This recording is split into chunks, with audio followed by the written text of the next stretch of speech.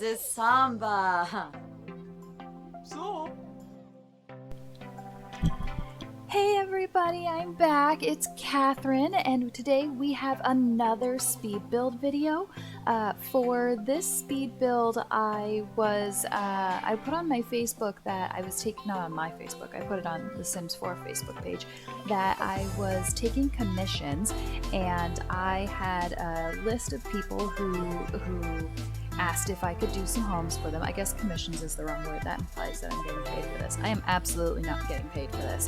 The compensation exchange is basically that I got to film it and put it up on the board. So the first request that I got in was from a young woman named Ivory, and I think that was really funny because that is the name of my Rags to Riches character that we're doing for Rags to Fizzes.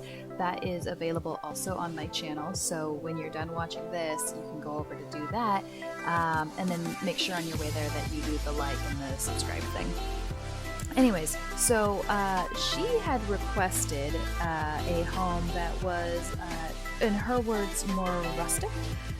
So that was a little bit of what we were talking about there. And she likes to play with a large patio space, likes to do a lot of outdoor parties. So that was kind of the focus of what we were going for with this one. I decided, given the number of bedrooms that she needed, that a Craftsman house would be really good. So this is kind of vaguely inspired by my memories of that Craftsman Pride house that was in, gosh, I think that was in Sims 2. In any case, so we're going with this really sort of classic house. It's gonna have some shapes in the front, something to give it a little bit of body so it's not just a box. That also gives us a lot of ability with some symmetry and to play around and make things look interesting, because sometimes there are tricks that look really interesting and you're like, oh my gosh, how would I ever be able to do that? And you finally watch somebody do it and it's just the easiest thing. This is kind of how I've been feeling lately as I've been watching how to do some roofing tutorials. Is as I'm doing it, I'm like, oh man, that was so cool. And now I'm learning how to do it. So yeah, I was taking that and I thought that this would be a good expression of that with the Craftsman home and give it that more sort of rustic feel to it. So that's kind of the point of what we were trying to do here. I feel like I'm pretty good at a sort of like clean rustic, almost like I want to say farmhouse rustic, but not so good at like dilapidated rustic, not so good at something that is like a wood cabin. As much as I love doing the outsides of wood cabins, getting into the inside of a cabin is a lot harder for me to decorate.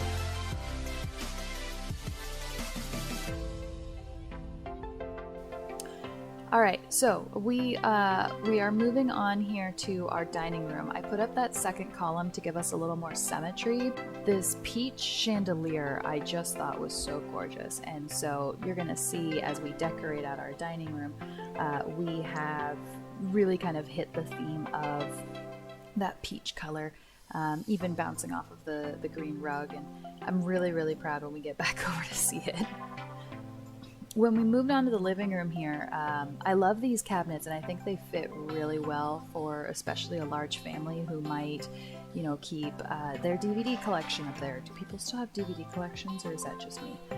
Who might keep different knickknacks up there or decorating items.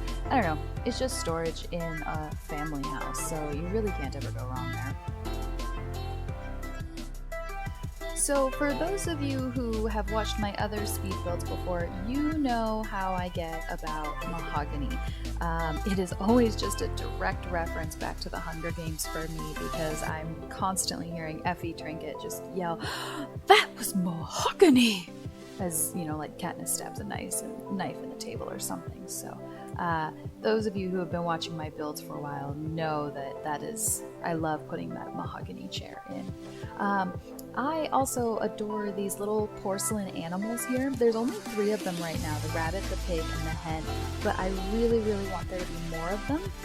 At first I thought that maybe they were a decoration, like, hey, maybe this is a free item that Maxis sends out for Chinese New Year, or something, and we'll get a complete set at one point. So I guess what I'm kind of saying about that is that I really, really hope that somebody is listening to decide that we need more of those little porcelain animals for a full set. Or give us a set of zodiac animals or something like that, you know? I'd love that. I'd also love more Star Wars decor, or like, I don't know, I'd love chairs or wall decorations or something that had more Star Wars flavor to it, because I love the things we have, it just doesn't feel like a whole lot. We are moving on to the basement, and you will have noticed that I did put a pool in here.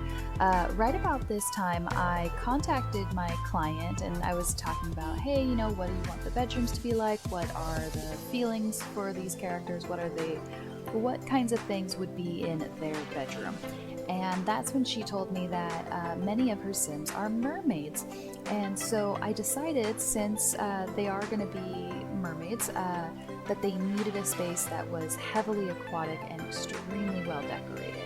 You know, it's one thing if you have a pool that's generic, you know, for a patio party, but given that these are mermaids, they're going to be obsessed with the water, and that's going to be a crucial part of this house.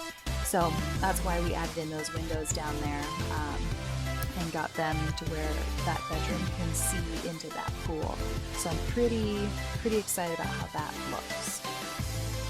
For those of you who are just practicing building, this is a crucial step here. You will notice that when you try to put two foundations together that have different heights, they won't fit.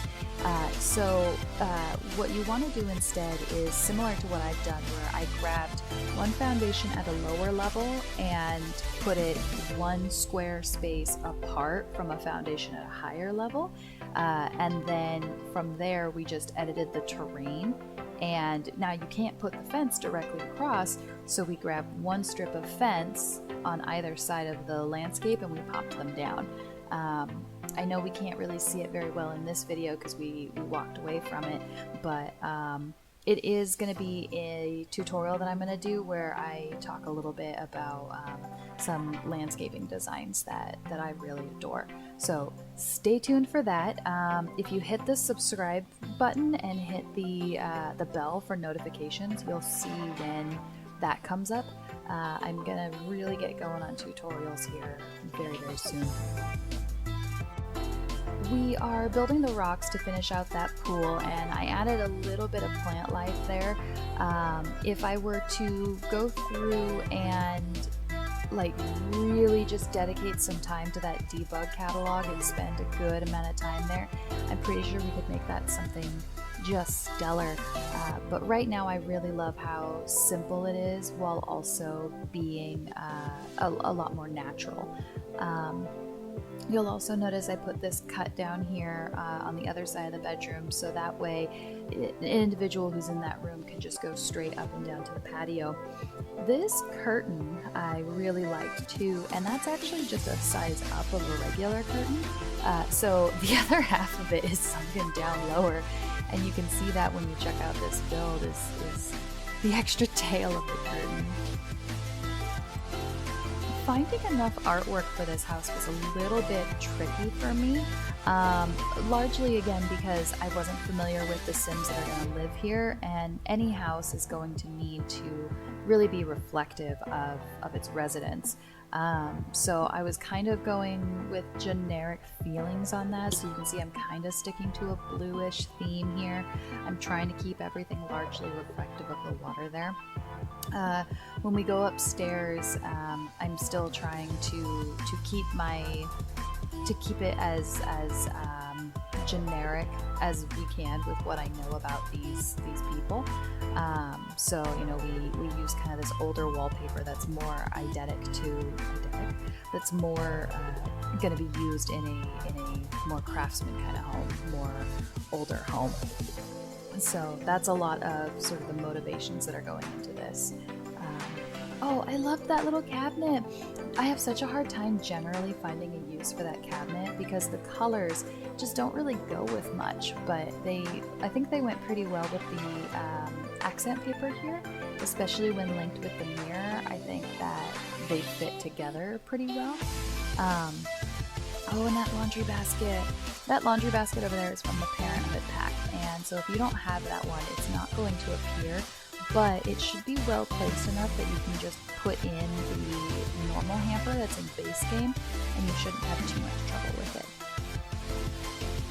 We are moving on to two of the kids' rooms.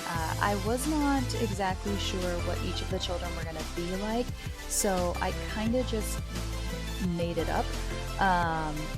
One of the rooms is more, I want to say teenager, feminine, more like pop culture a little bit. It's definitely got a lot more personality. And that's this red room here, which I imagine would be more appropriate for a girl, maybe a teenage girl, but hey, I'm not judging, you know, we all can love whatever we want, and that doesn't have to be a part of our gender identity. But that was kind of where I was aiming at with this, someone who is very much into the pop culture and maybe is also like an influencer, you know, like an early version of an influencer, if that's what I was training a sim in this household, in this room to be. I think that's what it would go with. Does anybody else do that though, where if they have a sim that they want to create for a specific job, they'll create that sim even at like toddler stage and then grow them up so that way they have the best possible chance at being successful in that career? Like in this case, you know, we've got an influencer we're building. Well, we're going to start them out with charisma immediately. They're going to be that social butterfly, you know, aspiration trait. I'm not just going to create a sim to do, you know, this job as well as it can do that and then not give it the best chance possible to do it, even if that means that, yeah, I'm stuck playing it for an extra generation, you know. I don't really see that as a price, I guess. It's just part of, I think, min-maxing the characters, which is weird that I like that because I play a lot of Dungeons and Dragons as well, or at least I try to when I can get a group together, right? And so I don't really care for min-maxing in that regard, where you heighten its strengths so much at the risk of losing all of your, at the risk of exacerbating your weaknesses. But I mean, you don't really have to worry about weaknesses in Sims, so that's not really a big deal. You saw me in the video using this red shelf earlier. I actually really like that. That is a mod that another simmer showed me that has been amazing at helping me decorate. Oh my god, I thought that there was a world of possibilities opened with the Control 9, Control 0 trick, but having the shelf makes such a difference. I can't even describe it. So we're doing the same kind of trick here where we're basically just loading up these shelves with normal paraphernalia and things that a family might have. And then I also wanted to finish off this upstairs master bedroom. I'm not really sure where the real master of the house is, but there's one in both the basement and the upstairs. I would argue since the upstairs has a private ensuite, that probably makes it fancier, but I don't know, maybe you can just stick, you know, one generation in the basement and another generation up top. So that should give them all plenty of space and allow you to do a real, like, long-term generational kind of game with that. I'm putting the finishings on our upstairs, and I really wanted to use this little nook here by the bathroom. So I made this just a cute little sitting place. If you can't tell from my speed builds thus far, I tend to always like to build a little sitting places in weird spaces that I really can't do a whole lot with. Largely that's just because, you know, it's so easy to make one of those at the size that you need them to, and it always looks really elegant, I think, to be like, oh, it's in the sitting area. Oh, ha ha ha. So that's a fairly frequent thing that I do. We've moved on to the basement here, and this backup room that I have, it didn't feel appropriate to make it a kid's room, largely because of the other things that are going around in that space. If you had the kids' room down here, then it would make sense for the parents' room to be down here too, and that just didn't feel quite right. So instead, I was thinking that this might be an older teenager, family friend, you know, aunt, uncle, something like that. And it's going to be someone who is wildly creative. So I have a lot of paintings in here. I do have quite a bit of clutter in here. I'm super proud I was able to get that desk in without just, you know, putting it up against the wall and making it look all grid-like. There's a little notebook and you know, it's just a little crafty spot for a nice spot to be inspired, because I did grab some of that inspiring decor in there, even though I didn't really get too much into the debugs on that. Alright, so now we are off to the finishing touches, just adding a couple last minute windows and making sure that they're placed in a way that makes sense for the inside of the house. I tried to do windows on the front as one of the first things so I can see how it's going to line up and then adjust from there. But in the case of the back of the house and sometimes the sides, it works better, I think, if you wait until your build is developed and figure out how to move from there. So we're just taking a look here at how the windows are going on the inside. Both of these pieces of artwork, even though I think they go really well with that chandelier that we were talking about earlier, neither one of them are compatible for the client. So it's okay if you don't have those packs. I think they're dine out packs. We're just adding the finishing touches onto our build here by cleaning up our little junk area, our drop-off spot, and picking out our curtains. I am like 95% sure I got all of the toilet paper, all of the trash bins, and most of the curtains on the bottom floor. So here is a look at our house. Enjoy! And don't forget to hit that like and subscribe button. I'd super appreciate that. And I'll catch you next time. See you on the flip side. Bye.